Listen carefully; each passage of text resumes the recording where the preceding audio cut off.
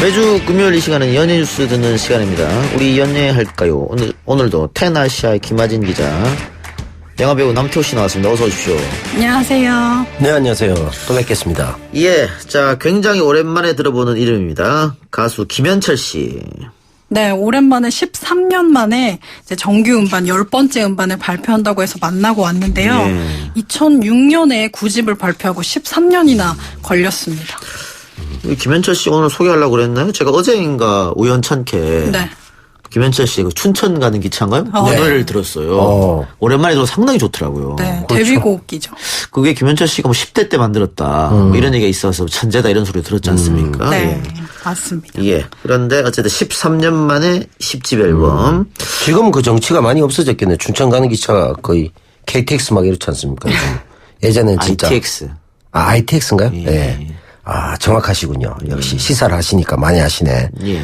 요즘은 이제 예전에 그 정치 막 천천히 가는 그 느낌은 좀 덜하지만 많이 없죠, 요즘. 이제 추억으로 가는 시간 여행이기도 하고 정서적으로도 이렇게 예. 평안을 주고. 또 뭐 이 계절에 들으니까 더 좋은 것 같기도 하고 그렇죠. 그랬어요. 예. 그런데 김현철 씨 그 9집 이후에 13년이나 왜 걸렸을까? 새 앨범을 내는데? 네, 음악이 갑자기 재미가 없어졌다고 해요. 그래서 뭐 악기 같은 것도 다 팔고 컴퓨터도 다 팔고 음악을 만들지 않았는데 이게 후배 가수를 만나면서 다시 음악의 재미를 찾고 이번에 정규 10집을 준비를 했다고 합니다. 올 가을에 사실 준비를 했고 내놓을 예정인데요. 그 전에 이제 여름에 한 5곡 정도만 먼저 프리뷰 형태로 발매를 합니다. 예. 본인이 뭐 음악이 재미없어져서 이후에 기획사도 하고 방송도 하고 뭐 라디오 DJ도 하고 있었잖아요. 네. 그런데 다시 이제 음악을 하겠다. 어떤 노래가 담겨 있나요? 네, 이번에는 10집 음반에 5곡을 뺐는데요. 여름하고 네. 가장 잘 어울리는 곡을 뺐다고 해요. 근데 특이한 점이 이제 후배 가수들과의 협업이 좀 두드러지는데, 뭐, 특별히 의도한 건 아니지만, 여름과 잘 어울리는 곡을 뽑다 보니까, 뭐, 마마무와 또 옥상 달빛, 뭐, 조지 이런 후배 가수들과 좀 협업한 곡들이 많이 담겨 있습니다. 예, 후배 가수들과의 협업. 예. 자, 데뷔 30주년을 벌써 맞았다고 합니다. 네, 89년에 나왔거든요. 춘천 가는 기차가. 네. 그래서 올해 30주년입니다. 데뷔 30주년에 굉장히 오래됐네요. 네, 그런데 굉장히 쑥스러워하면서 뭐 데뷔하고 시간이 흐르니까 30주년이 됐다고 하면서 뭐 크게 큰 의미를 두지는 않는다고 했어요. 예. 네. 앞으로 계획은 어떻다고 합니까? 네, 앞으로는 이제 음악의 재미를 찾고 음반을 만든 만큼 이제 콘서트도 하고 팬들도 많이 만나는 자리를 활발하게 이제 왕성하게 활동하겠다고 했습니다. 예. 다른 얘기 해보죠. 요즘 우리나라 최고의 가수입니다. 방탄소년단. 내일이 이제 5.18 광주민주화운동 39주년인데요. 방탄소년단 팬클럽 아미. 네. 아미가 5.18에 대해서 공부를 한다고 해요. 그것도 우리나라 아미가 아니고 전 세계에 있는 다른 해외 아미들이. 바로 이 노래 때문이라고 하는데 잠깐 들어보고 올게요. 나 전라남도 광주 베베 내 발걸음이 산으로 간대도 부등산 소상의 매물 내 삶은 뜨겁지 남쪽에 여기 여지업 없지 포기란 없지 나 기아 놓고 시동 걸어 미친 듯이 바운스 오직 수만 하러 가수란 큰 꿈을 키워 내 현실에서 막과 무대 위에 뛰어 마치 열정을 담았지 내 광주 호식이나 전국 팔도는 기어 나 전라남도 광주 베이베. 예.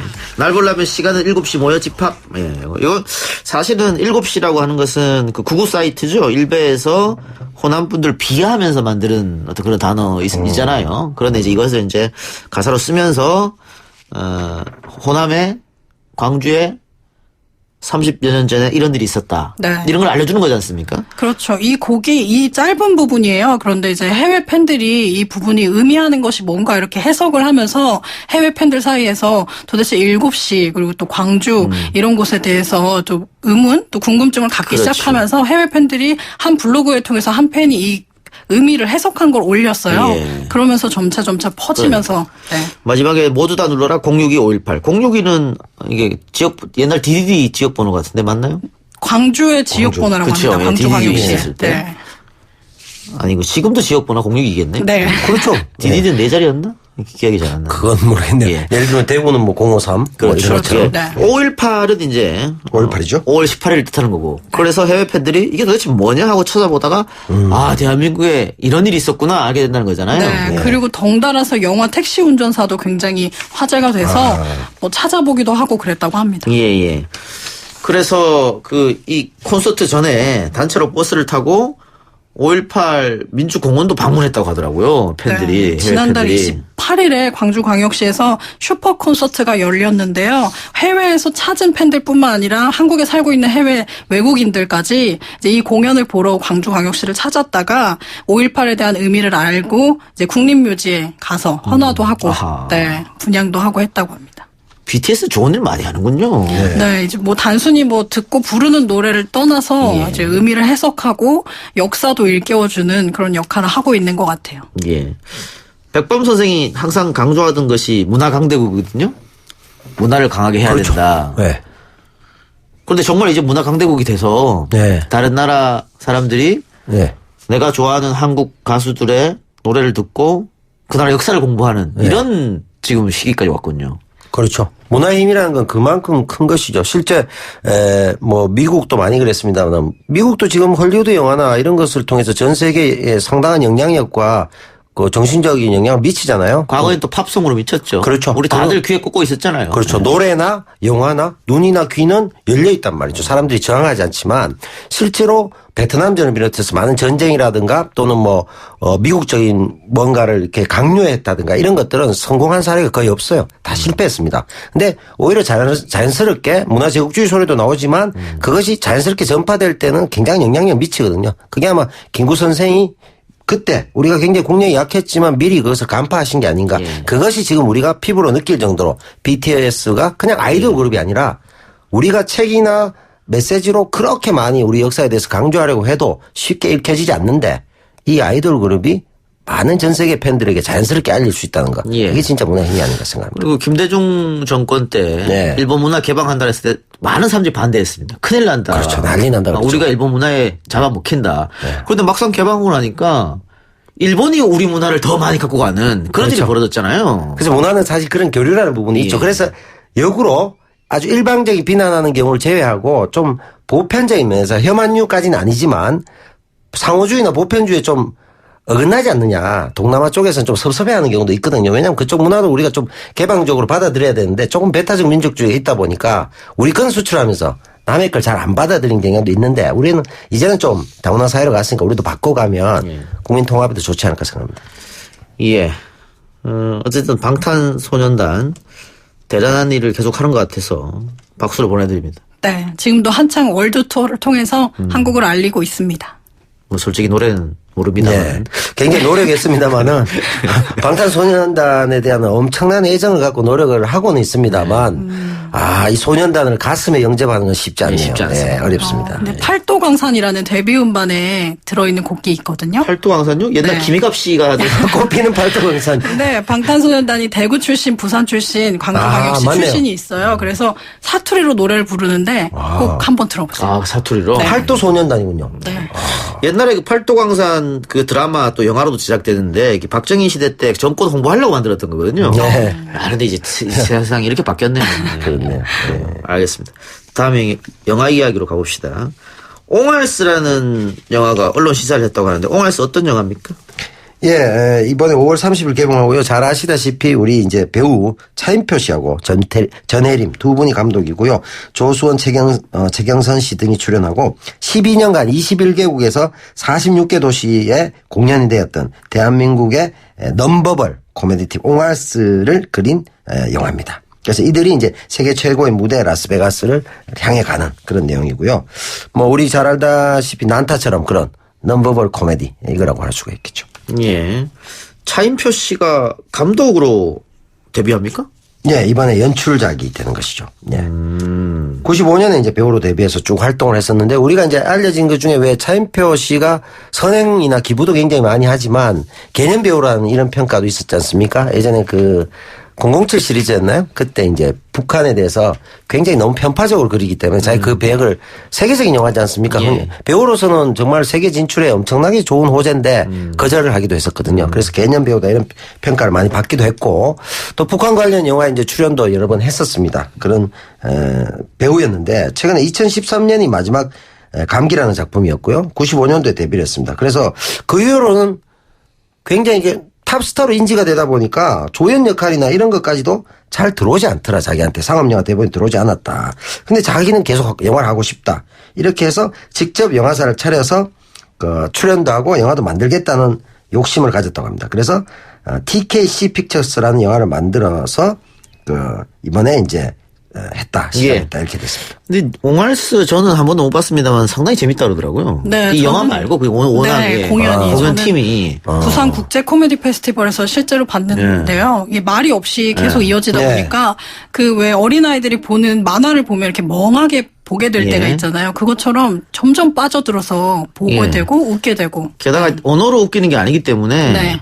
그 언어가 다른 전 세계 사람들도 이 옹알스 보면서 박수치고 재밌다고 한다고. 네. 그렇죠. 그래서 해외에서 이 활약상을 이 영화에 고스란히 담은 그렇습니까? 거예요. 네. 그러니까 이제 넘버벌 코미디의 강점이 어차피 언어의 장벽을 넘는 거 아니겠습니까? 뭐 홍대 쪽에도 그렇고 가면 이제 뭐 난타극장이라는 이런 것도 많이 있으니까 이런 맥락에서 옹알스도 이제 굉장히 세계적으로 먹힐 수 있는 소재와 내용을 갖고 있다 이렇게 볼 수 예. 있죠. 차인표 감독과 옹알스 멤버들 이 영화를 통해 어떤 메시지를 전달하고 싶었을까요? 우리가 이제 흔히 늘 생각하는 것이지만 실제 적용하기 굉장히 어렵지 않습니까? 예. 결과보다 과정이 더 행복할 수도 있다라는 메시지를 꼭 전하고 싶었다고 합니다.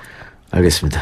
오늘 제목이 제가 원래 평소에 옹알이를 많이 하기 때문에 옹알스 굉장히 친근감 가는 영화입니다. 오늘 두 분 모시고 한 연애 얘기는 여기까지 할게요. 수고하셨습니다. 감사합니다. 고맙습니다. 이 작가야, 궁금하다.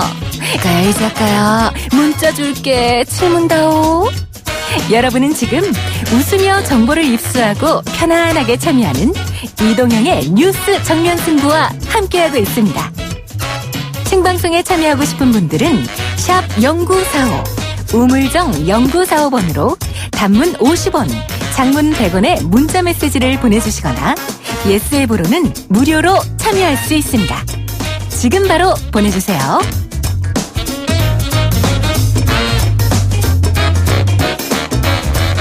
4억 2천만 명, 전 세계 아동 5명 중 1명이 분쟁 지역에 살고 있다고 합니다.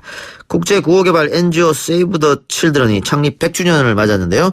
창립 100주년을 맞이해서 특별전 전쟁과 아동을 열고 있다고 합니다. 직접 취재 다녀오신 분 만나보겠습니다. 박수정 리포터 어서 오십시오. 네, 안녕하세요. 오늘 광화문 청계광장에서 전시가 열렸습니까? 네, 오늘 오전 서울 광화문 청계광장에서 열린 분쟁 지역의 아동 보호를 위한 국제구호개발 NGO 세이브 더 칠드런의 100주년 특별전 전쟁과 아동 전시 현장에 다녀왔습니다. 이 아동에 대한 전쟁을 멈춰달라는 세이브 더 칠드런의 글로벌 캠페인 스탑 더 워 온 칠드런의 일환으로 열린 사진전인데요. 이 청계광장에 빨간 컨테이너 부스를 설치해서 전쟁과 아동이란 주제로 사진을 전시하고 있습니다. 오늘 그 첫 시작으로 오프닝 세레모니를 진행했는데요. 현장으로 가보실까요?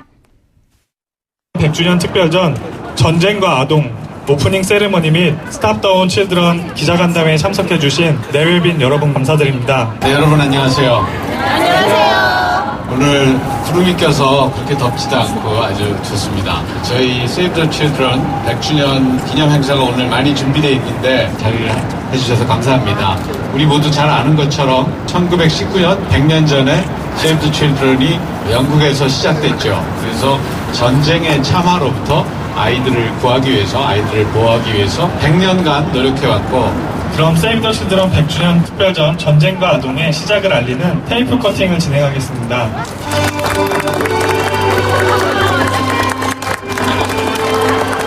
세이브 더 칠드런 100주년 특별전으로 시작이 됐는데 스탑 더 워 온 칠드런의 일환으로 전쟁 아동이라는 것으로 이제 전시회가 열린 거죠. 네, 맞아요.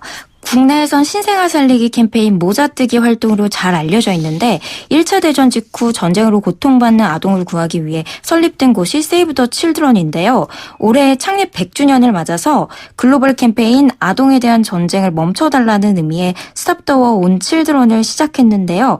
오늘 세이브 더 칠드런의 오준 이사장이 함께해서 메시지를 전했습니다. 직접 들어보시죠. 네, 세이브 더 칠드런 이사장 오준입니다.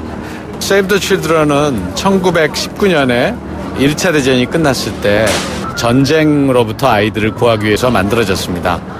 100년이 지난 오늘에도 전 세계에는 아직 전쟁과 분쟁이 많이 있어서 전 세계 아이들 5명에 1명 정도는 분쟁 지역에 살고 있거든요.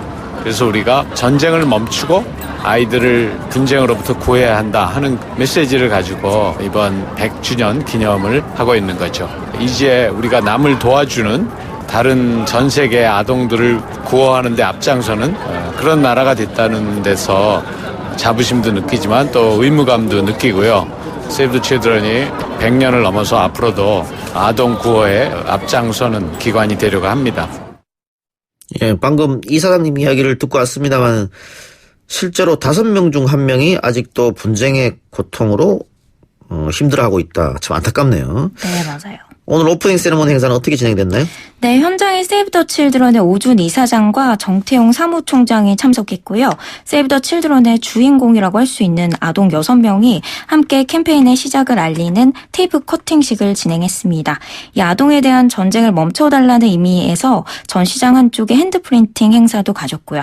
그리고 분쟁 지역에서 희생되는 아동의 참상을 고발하고 실제 전쟁을 겪은 시리아 난민과 로힝야 난민의 아동들이 교육으로 희망을 찾는 사진들로 꾸며진 전쟁과 아동 사진전을 함께 봤는데요. 어떻게 지켜봤는지 시민들의 이야기 들어보시죠. 저도 아이를 키우고 이 행사장에 아이들이 함께 참석을 한 만큼 전쟁이 아이들에게 주는 피해나 상처가 얼마나 큰지가 사실 보면서도 좀 느껴져서 뭉클한 생각이 들어요. 그래서 아이들에게 큰 상처가 되는 전쟁이 일어나지 않아야 될 것 같고 정말 이 세상에 전쟁은 2번 다시 일어나서는 안 될 것 같아요. 전쟁 속에 상처받고 있는 아이들 진정한 평화와 자유가 왔으면 좋겠습니다. 많은 전쟁 속에서도 잘 버텨줘서 고맙고 희망을 잊지 말고 화이팅!